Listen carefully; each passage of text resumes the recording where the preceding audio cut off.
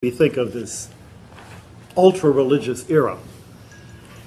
And there's a reason why science developed out of that, because science depends on your religion. There's three fundamental assumptions that you have to have before you can be a scientist. First of all, you have to assume that the universe actually exists. Prove it. And you can't. You know, maybe I'm just a butterfly dreaming that I'm at a science fiction convention, and I can't prove otherwise. There's a wonderful story that, solipsism is the idea that the universe is just a projection of my own imagination. And George Bernard Shaw tells the story of a woman who came up and said, "Yes, well, I am a solipsist. So are most of my friends." Think about it. Solipsists unite. Yes. So you have to believe, and there are, belief systems that say that the world is a snare and a delusion. You have to believe that the universe follows laws that can be discovered. If you think things happen because crops grow because Ceres made it happen, lightning falls because Jupiter made it happen, then what happens in the world is the free will action of the gods and completely unpredictable. And you can't do science. And if there's more than one God, they can be at cross purposes. Right. Venus versus I've had experiments that went that way. Yeah. But the third thing, and the more subtle one, is you have to believe that it's worth doing.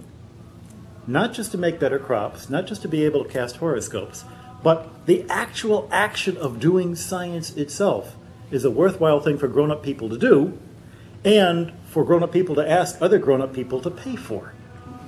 That's the tricky part. And that's the tricky part even today, going to congressional committees. Why do we have a space program? Because it gives us Teflon and Tang. Well, no. That's not why we do it. We could have done without the Tang. I used to beat the Russians. Right. Yeah.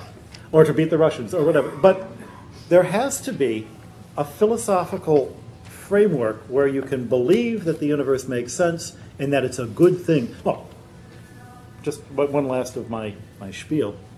Let's say you belong to a religion that says the point of life is to become as spiritual as possible, to become as good as possible, and to rise yourself up out of this corrupting physical universe into a higher spiritual plane. Perfectly good religion. Several out there that state this. If you're going to believe in that religion, you're not going to waste your time mucking about in this corrupting universe. Because this corrupting universe is evil. You're trying to get away from it. On the other hand, if you believe in a religion whose main book starts out by saying that the universe was deliberately made by God, who looked step by step and said, "This is good stuff," then you've got an excuse to study the physical universe. So Stanley Yaki says science arose and was nurtured by the cultures that were Islamic, Jewish, and Christian, because they all share the idea of Genesis, the idea that the universe was deliberately created. Up to a point. I would only say about after a certain point in Islam, and I think the reason why they were ahead of the medievals and actually anybody else in terms of science, because when Islam kind of erupted, it erupted into civilizations that were already ancient and had already a tradition of a great deal of natural philosophy and science. But then after it kind of settled down, I think between 11th, 12th, and 13th centuries, a certain ossification set in because the madrasas, I'm not sure I'm pronouncing it correctly, they're Islamic schools, they never came to terms with what happened, I think, in the church around the 9th or 10th century with Peter Abelard, where it accepted the idea that, look, there are certain things we can find out about the world using our reason that are independent of revelation. We don't have to rely upon revelation. We don't have to rely on the Bible or the authorities of the faith. We can figure it out for ourselves. And there was some resistance to this, when Abelard came out with it, but it wasn't an organized resistance. Whereas, and I can't remember the name of some of the greatest Muslim philosophers, but they all came to a point where it was either, look, you're either going to abide by the Quran or you're out of here. So I think what happened, to go back to the Middle Ages, that prevented that from happening in Christian Europe was the incorporation, and I mean that word deliberately, of the universities. They became institutions where they actually had a charter or something like it that said you were free to pursue your studies with a minimum of meddling. Now, that doesn't mean there weren't bishops who wanted to meddle, because there were, but for the most part... princes and kings. And princes too. and kings, too. But for the most part, and I think this is one of the key reasons why science arose in Europe and either died off or was frustrated in other cultures, was because they created a place where they could basically freely experiment, freely think, freely write. And universities, well, they're still here. Yeah. You see, that even goes back beyond the Middle Ages, because Augustine wrote that, how did he put it, says,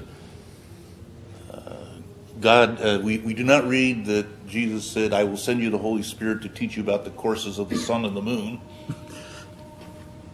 Jesus wanted to make Christians, not astronomers, and you will learn in school everything you need to know about the natural world. And so there was always this notion that the Bible was never intended as an astronomy text or anything else of that sort. You have to remember the cosmology of Roman times, essentially the Ptolemaic cosmology, is completely different from the cosmology in the Bible. So when you learn that, the Copernican system overthrew the cosmology that the Bible was based on, well, no.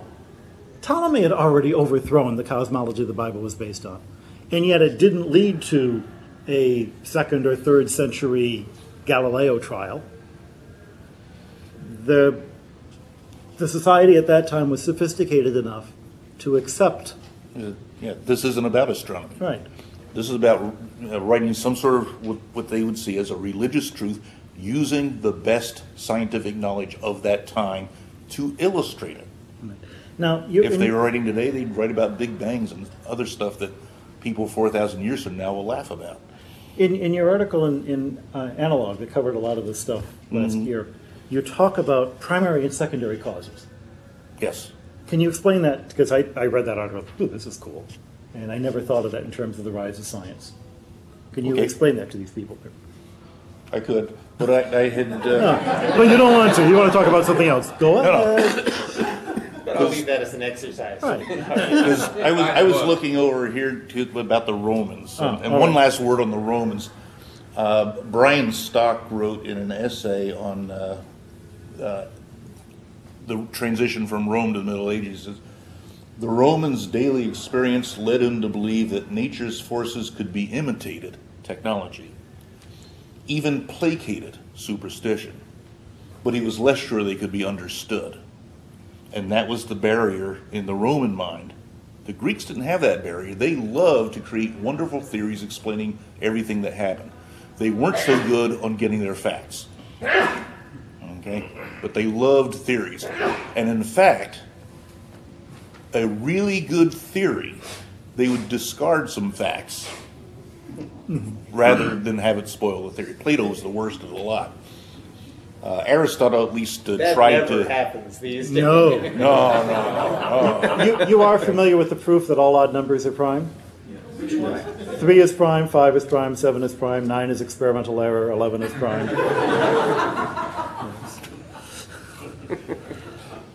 All right. Okay.